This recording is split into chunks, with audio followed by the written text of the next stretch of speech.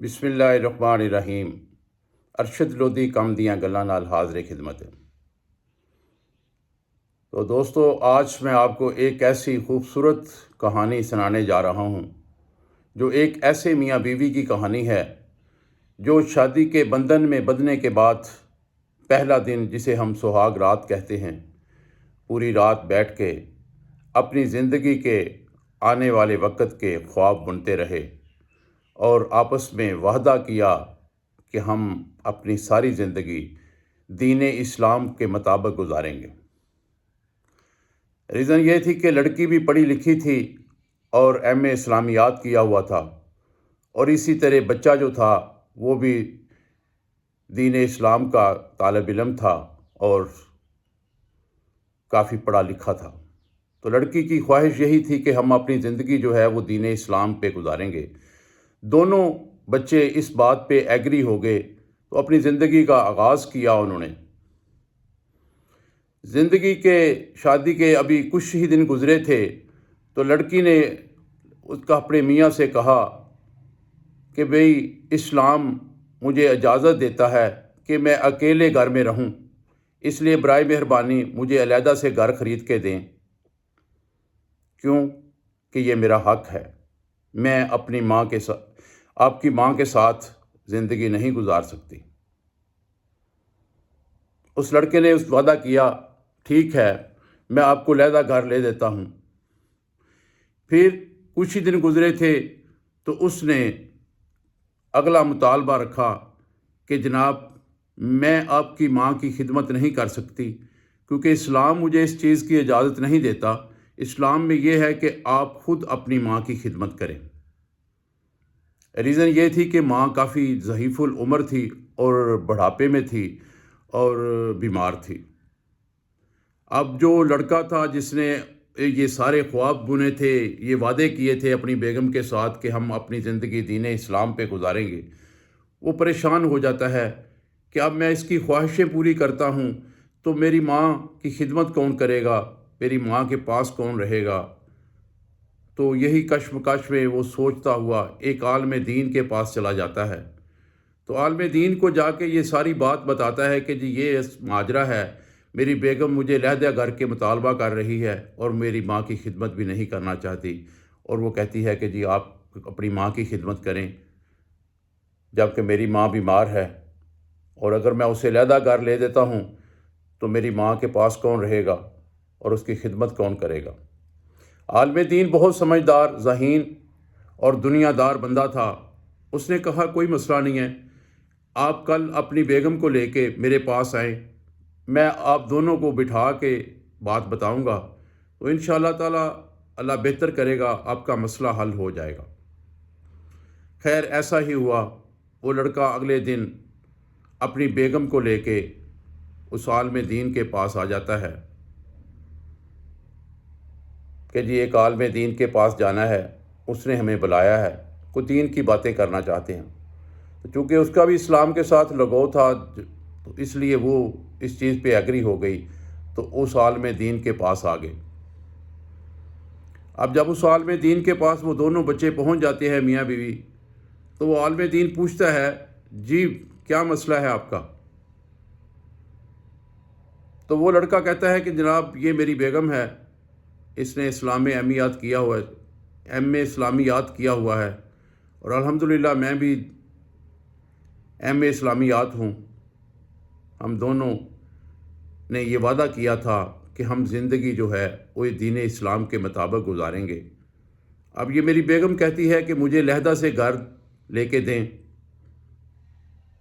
کیونکہ میرا حق ہے کہ میں علیحدہ گھر میں رہوں۔ تو عالم اسلام نے جب اس کی بات سنی تو کہنے لگا جی بالکل بالکل سچ کہتی ہے یہ بچی۔ اسلام میں تو ایسا ہی ہے کہ جب آپ شادی کریں اسے علیحدہ گھر دیں، چاہے وہ چھوٹا ہی کیوں نہ ہو۔ تو یہ مطالبہ اس کا بالکل درست ہے، آپ اسے علیحدہ گھر لے کے دیں۔ اب وہ لڑکی نے جب یہ بات سنی تو پھولے نہ سما رہی تھی، بڑی خوش تھی اندر سے کہ چلے میرے حق کی بات کر دی عالم دین نے بھی، تو اب یہ تو بات میری ہو گئی، مجھے علیحدہ گھر مل جائے گا، میں اپنی زندگی اپنے انداز میں گزاروں گی اور مجھے کوئی پوچھنے والا نہیں ہوگا۔ اور اس کے بعد اس نے دوسرا مطالبہ رکھا کہ جناب میری ماں بیمار ہے، ضعیف العمر ہے، اسے ہماری خدمت کی ضرورت ہے، لیکن یہ کہتی ہے کہ جی مجھے علیحدہ گھر لے دیں، ہم علیحدہ رہیں، اور میری ماں کی خدمت جو کہتی ہے کہ آپ کی ماں کی خدمت میرے پہ فرض نہیں، مجھ پہ فرض ہے کہ میں اپنی ماں کی خدمت کروں۔ انہوں نے کہا جی بالکل، یہ بات بھی اس کی بالکل 100% ٹھیک ہے، سچ کہہ رہی ہے، چونکہ اب ماں آپ کی ہے تو خدمت بھی ماں کی آپ کو کرنا جو ہے نا وہ چاہیے۔